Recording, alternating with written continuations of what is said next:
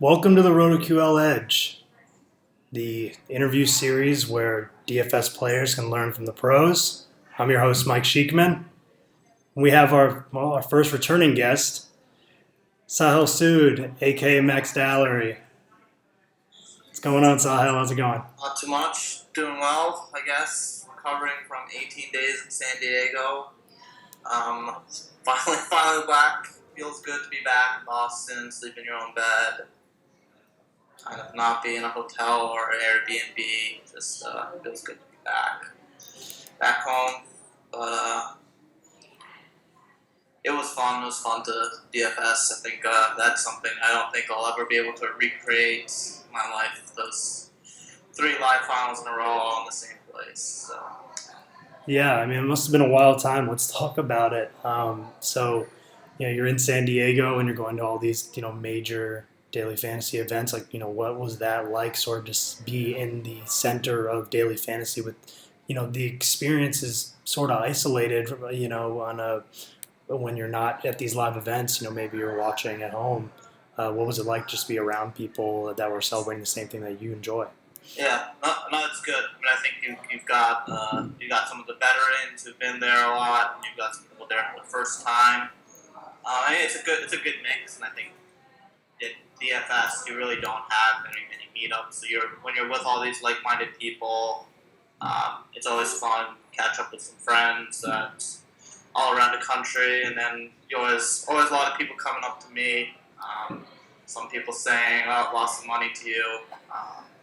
So it's interesting. I don't know. I'm not still getting a handle on how to handle it, but you got a lot of drinking. They throw some great parties. Everything's all inclusive. I mean, I think it's really. I just don't know if there's anything that can compete compared to what a live final is like.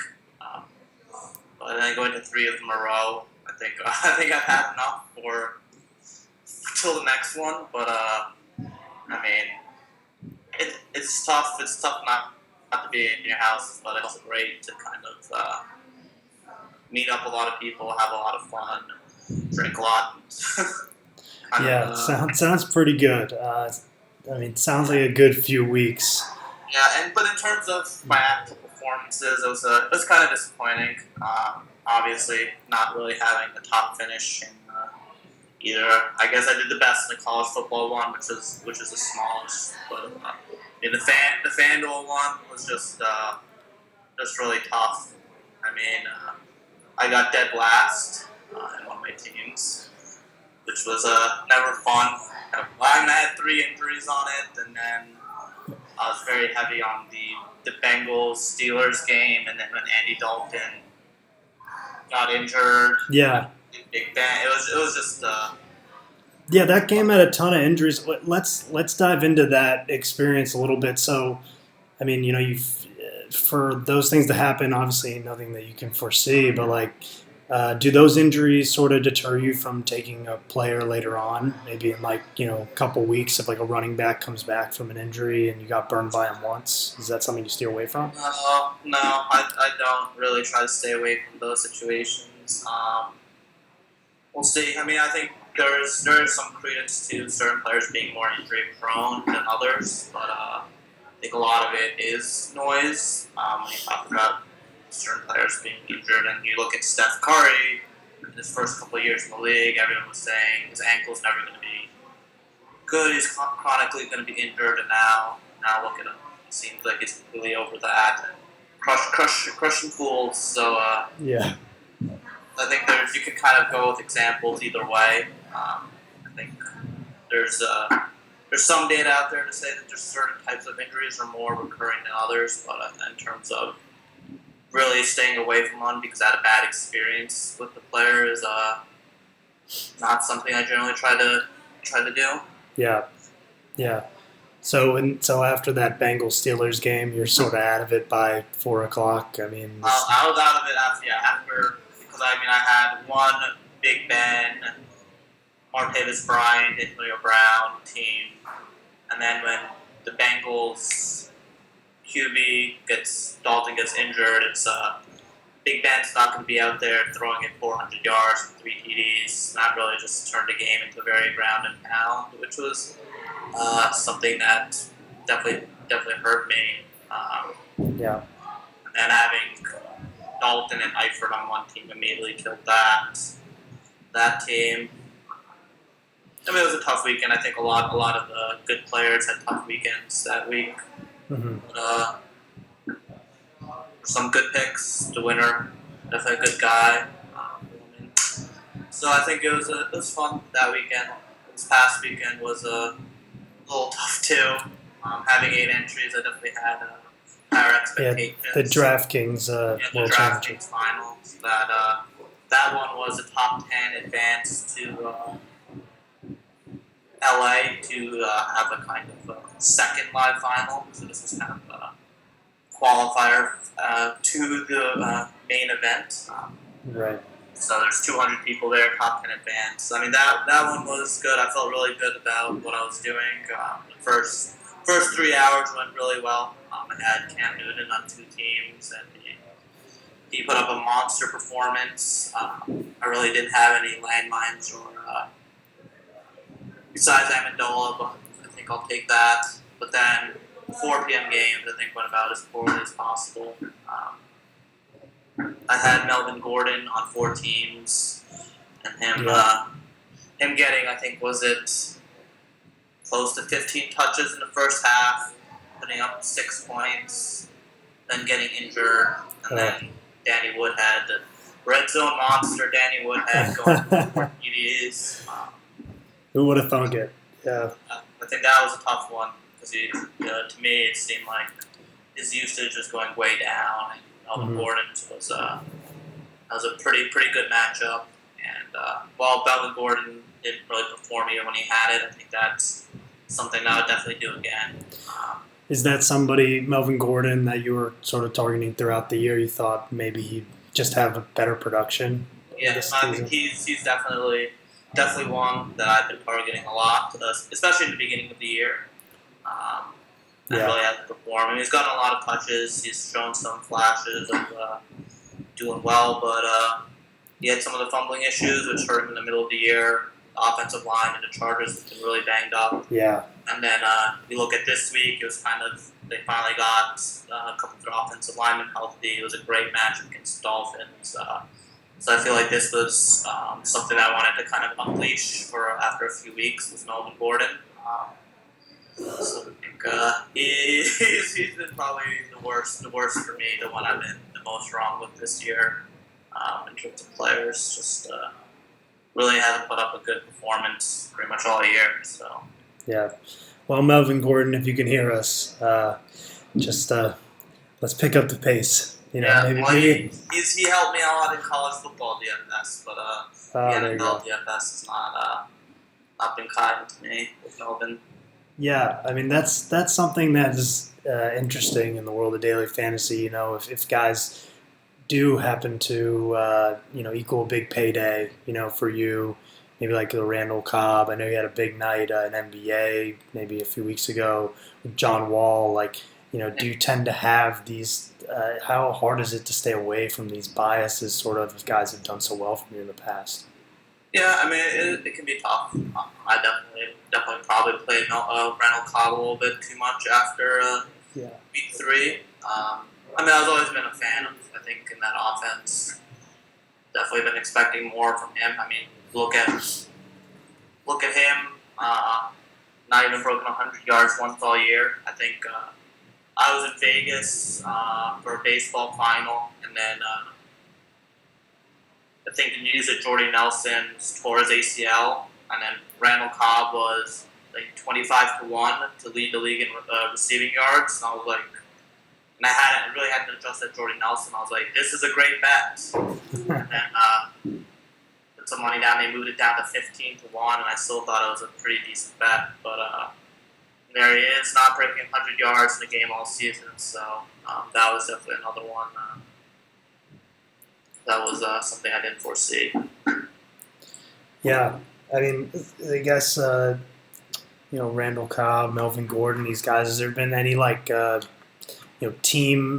team that sort of disappointed you this season? Any Any big NFL trends that you maybe saw one way that didn't end up going the way you liked it?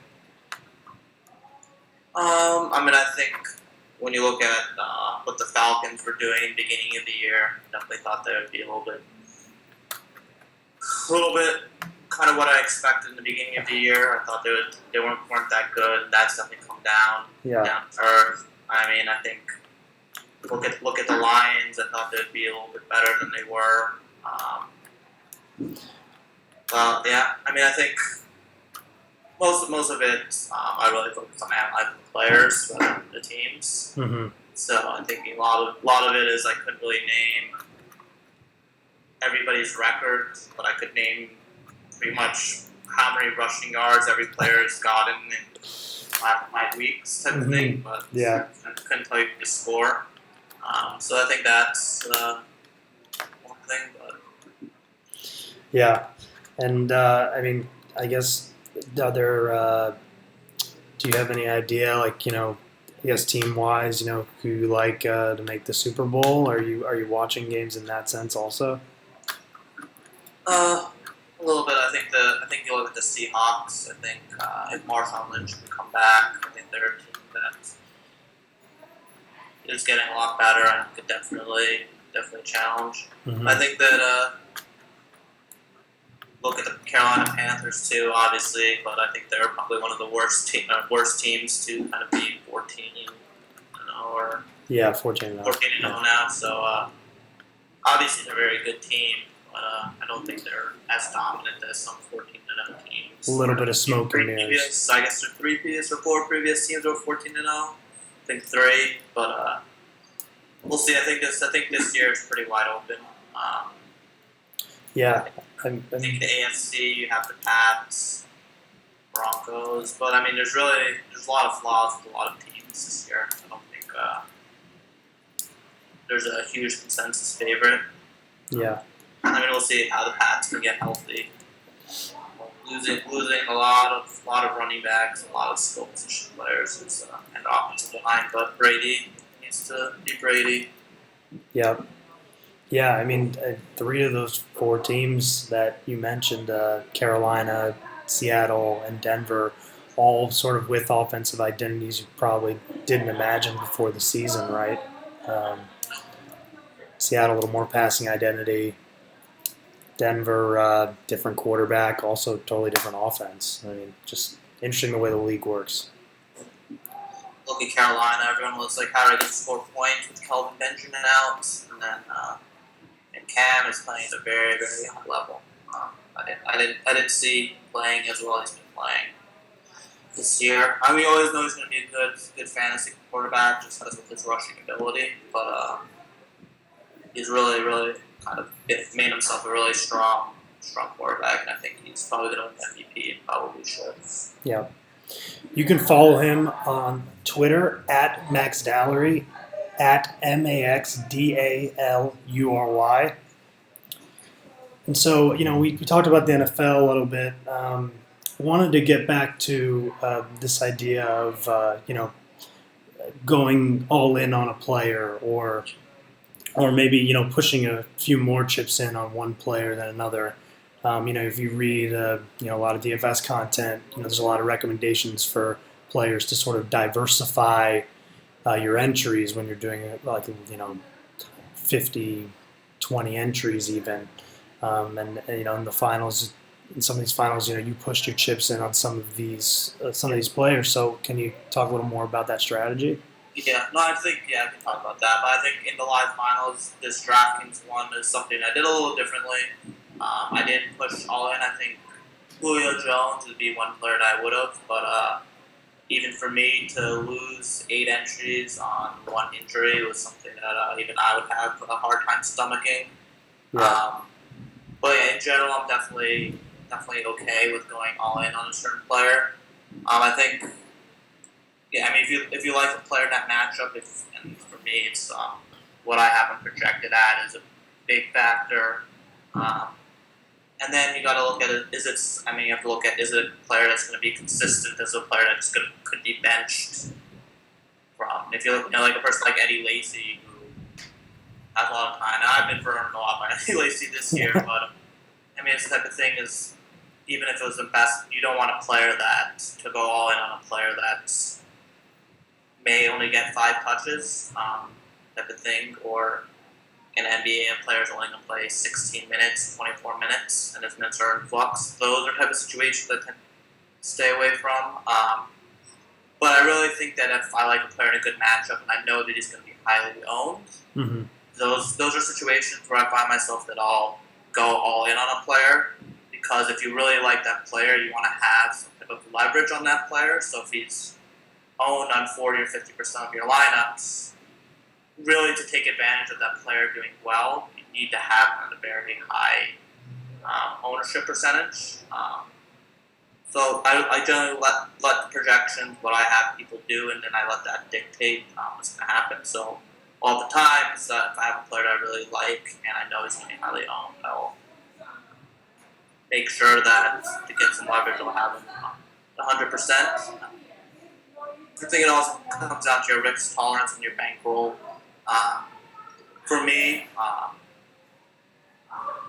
obviously fortunate to have a big bankroll, so I can kind of withstand some of these losses. Because I mean, there are nights if a player gets injured that you have 100%, you're going to lose pretty much all your entries, or even if he just underperforms. So I think that is also a big factor if you're playing in your bankroll a reasonable amount. You could theoretically lose it all if you have it all on players. So I think that is something that if you're trying to grow your bankroll from the beginning, I think I wouldn't recommend going all in on a player. Yeah. Just because you don't want to have that devastating loss. I think that's a big part of it too, is where you are in bankroll, what percentage of your bankroll, and how comfortable you are on taking certain risks.